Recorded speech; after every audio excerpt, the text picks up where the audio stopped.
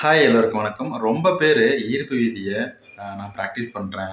ஆனால் அது ஒர்க் ஆகுதா இல்லையா அப்படின்னு எனக்கு தெரியல. அதுக்கு ஏதாவது அறிகுறிகள் இருக்கா அப்படிங்கிற மாதிரி கேட்குறாங்க. எஸ், கண்டிப்பாக அறிகுறிகள் இருக்குது.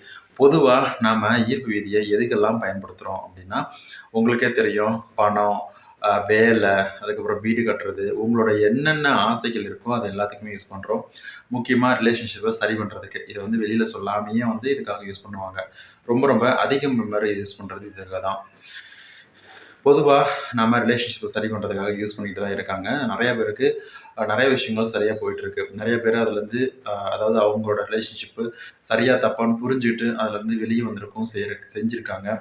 அவங்க வந்து அந்த ரிலேஷன்ஷிப்பை சரி பண்ணி அதை புதுசாக ஒரு லைஃப்பாக உருவாக்கியிருக்காங்க. சரி, இதெல்லாம் ஒரு பக்கம் இருக்கட்டும். ஆனால் நான் யூஸ் பண்ணுற லா ஆஃப் அட்ராக்ஷன் டெக்னிக்ஸும் மெத்தட்ஸோ நான் எதிர்பார்க்கக்கூடிய விஷயத்த கொண்டு வந்து சேர்க்குதா, அதை எப்படி நான் தெரிஞ்சுக்கிறது? இந்த கேள்வி வந்து நம்ம சேனலில் ஆரம்பித்ததுலேருந்தும் சரி, இப்போ வரைக்கும் நிறைய பேர் வந்து கேட்டுட்டு தான் இருக்காங்க. அவங்களுக்கு நிறைய விஷயங்களில் விதவிதமாக அவங்களுக்கு புரிகிற மாதிரி சொல்லிக்கிட்டு தான் இருக்கேன். சரியா? இன்றைக்கும் ஒரு புதுசாக கொஞ்சம் டீட்டெயிலாக தெளிவாக சொல்லலாம் அப்படிங்கிறதுக்காக தான் நான் சொல்ல வந்தேன்.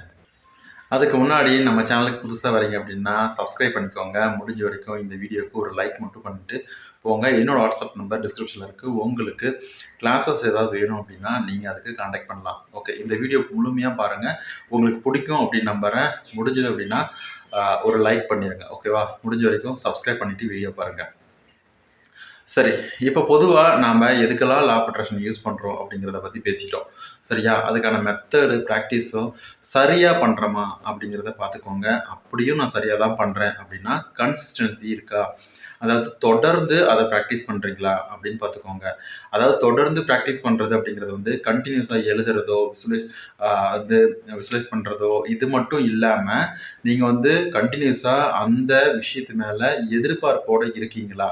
அதாவது எனக்கு வேணும், அதுதான் எனக்கு வேணும், அது எனக்கு கிடைக்கும் அப்படிங்கிற நம்பிக்கையோட எதிர்பார்ப்போட பொறுமையாக இருக்கீங்களா அப்படின்னு பார்த்துக்கோங்க. இது வந்து சொல்ல போனால் 3 விஷயத்தை ஃபாலோ பண்ணுமா அப்படிங்கிற மாதிரி இருக்கும். ஒன்றுமே இல்லை, ரொம்ப சிம்பிளாக எனக்கு அது கிடைக்கும், எனக்கு நம்பிக்கை இருக்குது, அது கிடைக்கிற வரைக்கும் நான் வெயிட் பண்ணுவேன், கண்டிப்பாக எனக்கு கூடிய சீக்கிரத்தில் கிடைக்கும். இதுதாங்க இந்த ஒரே ஒரு வார்த்தை தான் 3 விஷயத்தையும் உள்ளடக்கியிருக்கு. சரியா? சிம்பிளாக புரிஞ்சுக்கோங்க.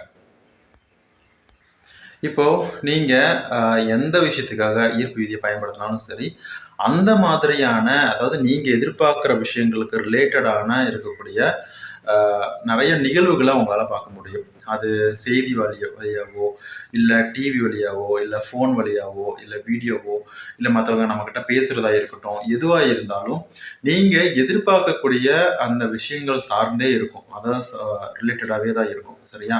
அதாவது இப்போது நீங்கள் ஒரு லவ் வந்து சக்ஸஸ் ஆகி மேரேஜுக்காக பார்க்குறீங்க, இல்லைனா புதுசாக ஒரு அலைன்ஸ் பார்க்குறீங்க, எனக்கு மனசுக்கு பிடிச்ச மாதிரி எனக்கு கல்யாணம் பண்ணணும் அப்படின்னு நினைக்கிறீங்க, இல்லைனா ரொம்ப நாளாகவே எனக்கு வந்து கல்யாணம் ஆகலை, நான் வந்து எனக்கு மனசுக்கு பிடிச்ச மாதிரி எனக்கு வந்து கல்யாணம் நடக்கணும், அதுக்காக நான் மேனிஃபெஸ்ட் பண்ணுறேன், ஆனால் அது தள்ளி போயிட்டே இருக்குது அப்படின்னு நிறைய பேர் இருப்பாங்க. ஒவ்வொருத்தரும் அவங்களோட ஆசைகள் வந்து அவங்களுக்கு பெருசு. சரியா? ஸோ நம்ம ஏன் இப்படி யோசிக்கிறீங்க, இதெல்லாம் ஒரு ஆசையா அப்படின்னு நம்ம எதுவும் யோசிக்க வேணாம். ஒவ்வொருத்தவங்களுக்கும் ஒவ்வொரு மாதிரியான ஆசைகள் இருக்குது. ஸோ அந்த ஆசைகள் இப்போ நம்ம வந்து ஒரு மேரேஜை பற்றி எடுத்துக்கலாம். ஓகேவா? இப்போது நீங்கள் வந்து மேரேஜுக்காக நீங்கள் வந்து ஈர்ப்பு விதியை பயன்படுத்துகிறீங்க. ஒன்றும் இல்லை, மெத்தடெல்லாம் நீங்கள் யூஸ் பண்ணல. ஈர்ப்பு விதி அப்படின்னு ஒரு விஷயம் இருக்குது, அதை நினச்சி பார்க்குறது, கற்பனை பண்ணுறது அப்படின்னு ஒரு விஷயம் இருக்குது, அதை நீங்கள் பண்ணுறீங்கன்னு வச்சுக்கலாம். ஓகேவா? ஸோ நீங்கள் எப்போவுமே எந்த மாதிரியான, அதாவது உங்களுக்கு கூடி சீக்கிரமாக ஒரு மேரேஜ் ஆக போகுது, உனக்கு நேரம் நெருங்கிருச்சு, உனக்கு வந்து அது நடக்க போகுது அப்படின்னு சொல்கிறது வந்து எப்படி தெரியுமா சொல்லுவாங்க?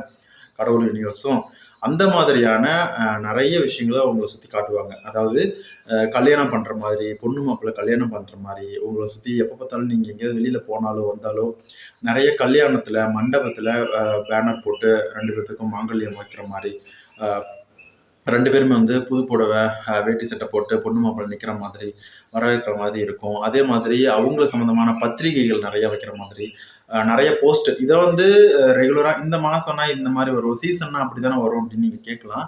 ஆனால் இது ரேண்டமாக எதிர்பார்க்காத மாதிரி திடீர்னு வரும். நீங்கள் வந்துட்டு இப்போ வந்து சீசனே இருக்காது, இந்த மாதம் வந்து கல்யாணம் பண்ண மாட்டாங்க, அடுத்த மாதம் வந்து கல்யாணம் பண்ணுவாங்க, அப்போ வந்து நான் பார்க்க தானே செய்வேன் அப்படின்னு நீங்கள் கேட்கலாம்.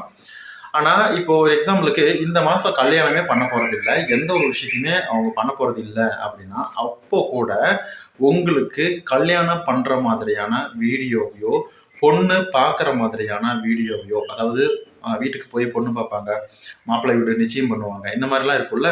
ஸோ அந்த மாதிரியான வீடியோஸோ, அந்த மாதிரி நிகழ்வுகளை வந்துட்டு உங்களுக்கு காட்டிக்கிட்டே இருக்கும். அப்படியுமே இல்லை அப்படின்னா, உங்ககிட்ட வந்து என் பொண்ணுக்கு வந்து இந்த மாதம் வந்து கல்யாணம் ஃபிக்ஸ் பண்ணியிருக்கேன், மாப்பிள்ளை பார்த்துட்டு போயிருக்காங்க, ஃபிக்ஸ் ஆகிற மாதிரி இருக்குது, மாப்பிள்ளைக்கு பொண்ணு பிடிச்சிருக்கு, இந்த மாதிரி ஒரு மங்களகரமான வார்த்தைகள் வந்து அது அடிக்கடி பேசுகிறத நீங்கள் உங்கள் காதால் கேட்பீங்க. ஸோ இப்படி எந்த ஒரு விஷயத்த அடிக்கடி நீங்கள் பார்க்குறீங்களோ அது உங்களுக்கு கூடி சீக்கிரமாக நடக்க போகுது அப்படிங்கிறது அர்த்தம். சரியா? இப்போ பொதுவாக நான் சொன்னேன், இப்போ நீங்கள் மேரேஜுக்காக பார்த்துட்டு இருக்கீங்க அப்படின்னா, அலைன் செட் ஆகலை, ஆனால் என் மேரேஜ் எப்போ நடக்கணும் அப்படின்னு தெரியல அப்படின்னு நினைக்கிறீங்கன்னு வச்சுக்கோயேன். உங்களுக்கு நிறைய யூனிவர்ஸையோ இல்லை கடவுளையோ நம்பிட்டு இருக்கிறீங்க. ஆனால் உங்களுக்கு என்னைக்கு நடக்க போகுது, எப்போ நடக்க போகுது, எனக்கு மனசுக்கு பிடிச்ச மாதிரி ஒரு அலைன்ஸ் வருமா அப்படிங்கிறது உங்களுக்கு சந்தேகமாகவே இருக்குது. ஆனால் நீங்கள் வந்து கடவுள் நம்புறீங்க. ஓகேவா? இப்போ வந்துட்டு உங்களுக்கு வந்து எந்த மாதிரியான விஷயங்கள் காட்டும் அப்படின்னா, நிறைய, அதாவது ஏற்கனவே சொன்ன மாதிரி பொண்ணு மாப்பிள்ளை கல்யாணம் பண்ணுற மாதிரி, வந்து மறு வீடு அழைக்கிற மாதிரி, வந்துட்டு பொண்ணு மாப்பிள்ளை பார்க்குற மாதிரி, அதாவது பொண்ணு பார்ப்பாங்கல்ல அந்த மாதிரியான விஷயங்கள், இல்லைனா மாப்பிள்ளை வந்து நிச்சயம் பண்ணுற மாதிரி, இந்த மாதிரி நிறையா இருக்கும். சரியா? நீங்கள் எங்கே போனாலும் யூடியூப் வீடியோவாக இருக்கட்டும், இன்ஸ்டாகிராமாக இருக்கட்டும், இல்லை நான் ஃபோனே யூஸ் பண்ணுறது இல்லைங்க அப்படின்னா கூட டிவியில் கூடங்க, நான் டிவியும் பார்க்குற மாட்டேன், அப்போ எப்படி எனக்கு தெரிய போகுது அப்படின்னா, அட்லீஸ்ட் நீங்கள் செவுத்தில் ஒரு போஸ்டாவது பார்ப்பீங்க. சரியா? அதுவும் அடிக்கடி பார்ப்பீங்க. ஓகேவா? இந்த மாதிரியான விஷயங்கள் உங்களுக்கு லைஃப்பில் நடக்குது அப்படின்னா, உங்களுக்கு கூடிய சீக்கிரமாக கல்யாணம் நடக்க போகுது. அதுவும் உங்களுக்கு மனசுக்கு பிடிச்ச ஒரு நபரை நீங்கள் வந்து கல்யாணம் பண்ணிக்க போகிறீங்க அப்படின்னு அர்த்தம். சரியா? ஸோ இது வந்துட்டு நான் இங்கே கல்யாணத்துக்காக எக்ஸாம்பிள் எடுத்திருக்கேன்.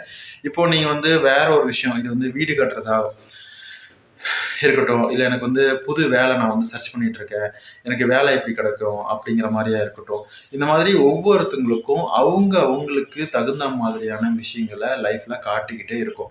நிறைய பேருக்கு வந்து ஜாப் கிடைச்ச மாதிரி, நான் வந்து இன்னைக்கு எனக்கு ஜாப் கிடைச்சிருச்சு, இன்னைக்கு எனக்கு 1 இயர் முடியுது, கங்க்ராச்சுலேஷன், வாழ்த்துக்கள், நியூ ஜாப் கிடைச்சிருக்கு, நியூ ஜாப் ஜேர்னியை வந்து ஸ்டார்ட் பண்ணுறாரு அப்படிங்கிற மாதிரி. இப்போ வந்து லிங்க்டின், நாட்குறி, இதெல்லாம் வந்துட்டு ஜாப் ப்ரொஃபைல் போகிறது இல்லை, அந்த இடத்துலலாம் இருக்கும்.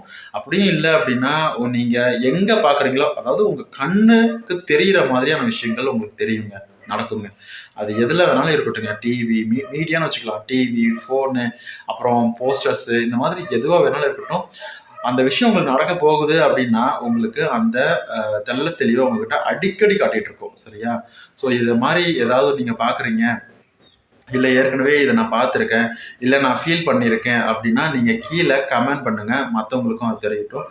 இந்த வீடியோ உங்களுக்கு பிடிச்சிருக்கும் அப்படின்னு நம்புகிறேன், உங்களுக்கு ரொம்ப நல்லா புரிஞ்சிருக்கும் அப்படின்னு நம்புகிறேன். அதே மாதிரி இந்த வீடியோவை வந்து முக்கியமாக ஒரு லைக் பண்ணிவிட்டு போங்க. அதே மாதிரி சப்ஸ்கிரைப் பண்ணிவிட்டு வீடியோ பாருங்கள். ரொம்ப நன்றி. வணக்கம்.